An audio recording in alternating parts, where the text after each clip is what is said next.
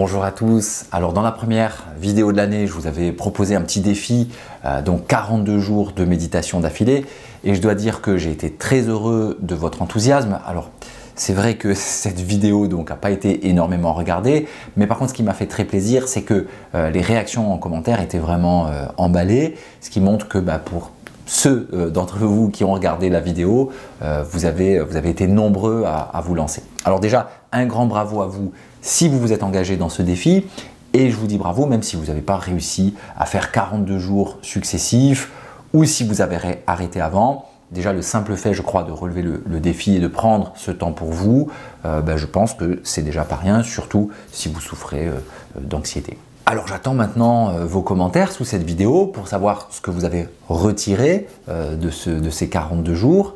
Et comme promis, pour le témoignage le plus éloquent, j'offrirai un de mes 2 programmes en ligne, donc déconstruire l'anxiété ou guérir des attaques de panique. Donc à vos claviers, dites-nous ce que ces 42 jours vous ont apporté. Est-ce que vous avez pris goût à la méditation?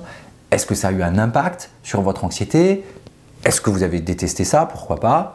Donc partagez votre expérience et en début de semaine prochaine, j'écrirai en réponse aux commentaires que j'ai sélectionnés que ça sera le gagnant. Et puis je vais moi-même vous partager maintenant ce que ces 42 jours m'ont apporté. Alors je vais commencer par ce que j'ai pas spécialement bien fait en méditant. Alors tout d'abord, on nous dit, c'est ça la consigne, de méditer le dos droit et de ne pas s'adosser à la chaise. Bon, moi, je dois dire que garder 15 ou 20 minutes une position comme ça, c'est tellement inconfortable et c'est tellement rapidement inconfortable que je m'en sens pas capable. Donc je médite avec le dos collé au dossier. Alors pourquoi c'est un problème? C'est un problème parce que j'ai médité la plupart du temps pendant ces 42 jours après manger le midi et entre le début de la digestion, des nuits où j'ai pas forcément bien dormi et qui ont quand même été assez nombreuses pendant cette période, et en étant adossé, qu'est-ce que vous pensez qu'il est arrivé? Évidemment, j'ai parfois piqué du nez en faisant une espèce de sommeil flash d'une poignée de secondes, et c'est embêtant puisque méditer, c'est censé être un exercice d'attention. D'ailleurs, et c'était une des choses que je voulais vous partager malgré ce petit raté, c'est que j'espère que c'est clair pour vous après ces 42 jours. La méditation, c'est pas du tout de la relaxation. On est censé être très actif, diriger consciemment son attention. Alors c'est vrai qu'il peut y avoir un effet apaisant ou relaxant, que d'ailleurs j'ai souvent ressenti, mais c'est secondaire au fait de diriger son attention sur sa respiration par exemple. Alors une chose que j'ai appréciée au cours de ces 42 jours, c'est que méditer est devenu de plus en plus facile, comme de plus en plus évident. C'est-à-dire qu'au début, je l'ai fait parce que je voulais le faire, mais ça tombe pas toujours bien, c'est comme une petite contrainte au milieu de toutes les choses à faire. Et au bout d'un moment, c'est devenu une habitude.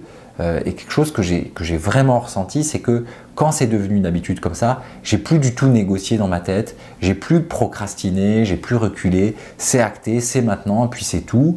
Et arrêter de négocier comme ça avec moi-même sur quand j'allais prendre ce temps-là, ça facilite pas mal les choses et ça a rendu, j'ai trouvé la pratique plus significative pour moi. Je pense que si j'avais passé mon temps à me dire « Ah non, pas maintenant, bon là je dois finir ça d'abord, etc. etc. », je suis certain qu'au bout de quelques jours, ce moment passé à méditer serait devenu juste finalement une autre chose à faire sur la liste, alors que là, le fait d'arrêter toute négociation interne, ça a créé un contexte, on va dire, pour que méditer ait du sens.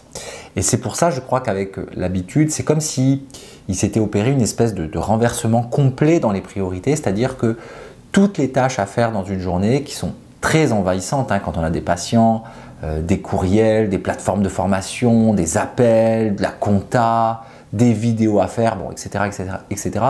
Tout ceci qui est un peu stressant et prioritaire, en méditant, il y a eu un changement, c'est que me connecter à moi-même avec une forme de bienveillance qui, je trouve, est inhérente au fait de méditer, me connecter à la respiration, sentir mon cœur battre dans la poitrine, finalement sentir la vie à l'intérieur de soi, c'est 1000 fois plus important que tout le reste. Et c'est une expérience un peu troublante de constater comme ça que ne rien faire, en tout cas ne rien faire de productif, créer un moment dans la journée qui est vide, on ne fait rien, on ne fait aucune des tâches qui nous attendent, à la limite, c'est le plus beau moment de la journée.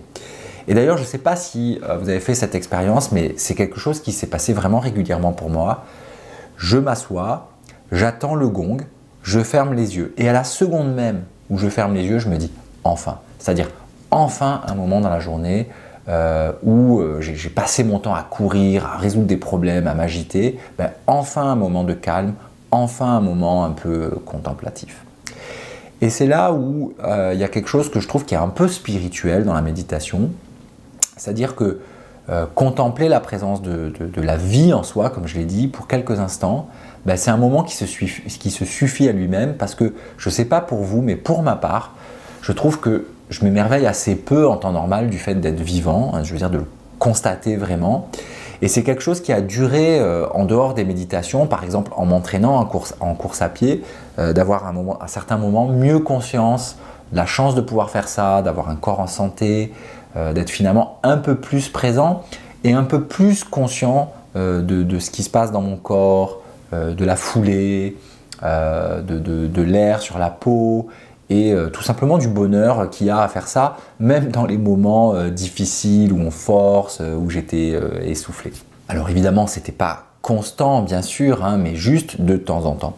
Alors je l'ai vu en courant, mais aussi je l'ai vu dans des choses très simples, hein, par exemple sortir du métro comme un fou et marcher à toute vitesse vers mon bureau et à un moment me dire mais arriver dans 5 minutes, dans 10 minutes, mais qu'est-ce que ça peut bien foutre dans le fond, hein? Je vais avoir quoi de si important à faire avec les 5 minutes que je vais gagner? Est-ce que je vais répondre plus vite à un courriel? Mais enfin je veux dire, quelle importance quoi. Est-ce que ça vaut la peine d'être tendu comme ça dès le matin dans une espèce d'urgence? Ben, franchement, je ne crois pas.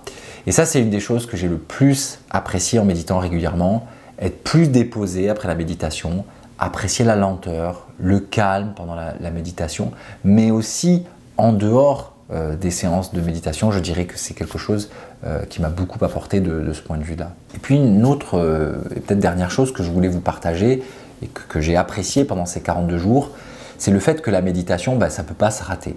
On ne peut pas échouer et même quand on n'y arrive pas. Alors pour moi, méditer, c'est vraiment faire l'expérience constante que concrètement, je n'y arrive pas et que c'est pas grave. Il n'y a pas de performance à accomplir.